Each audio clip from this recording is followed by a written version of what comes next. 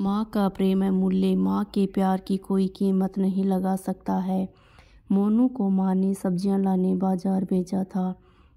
घर लौटकर उसने किचन में थैला रखा और माँ को आवाज़ देने लगा।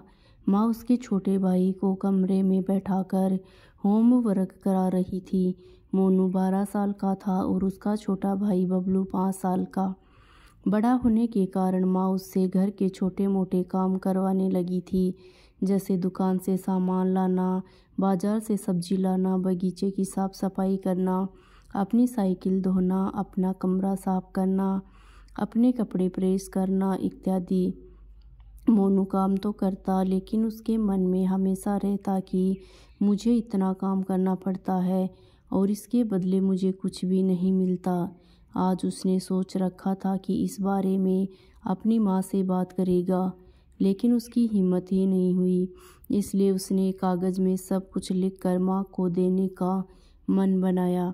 कुछ देर बाद वह कागज़ लेकर कमरे में गया जहाँ उसकी माँ बबलू को होमवर्क करवा रही थी।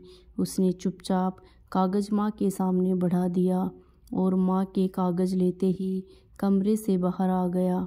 माँ कागज़ पढ़ने लगी। उसमें लिखा था, माँ मैंने इस सप्ताह जो भी काम किया उसका हिसाब इस कागज़ में लिख रहा हूँ।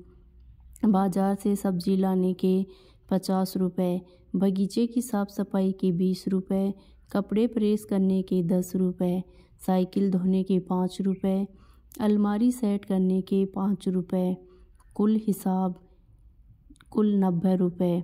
माँ मुझे इन कामों से जो भी पैसे बने हैं वो पॉकेट मनी के रूप में चाहिए। आखिर कोई भी काम मुफ्त में नहीं किया जाता। आपका बेटा सोनू। माँ बेटे का मैसेज पढ़कर मुस्कुराई, फिर एक कागज़ पर कुछ लिखने लगी।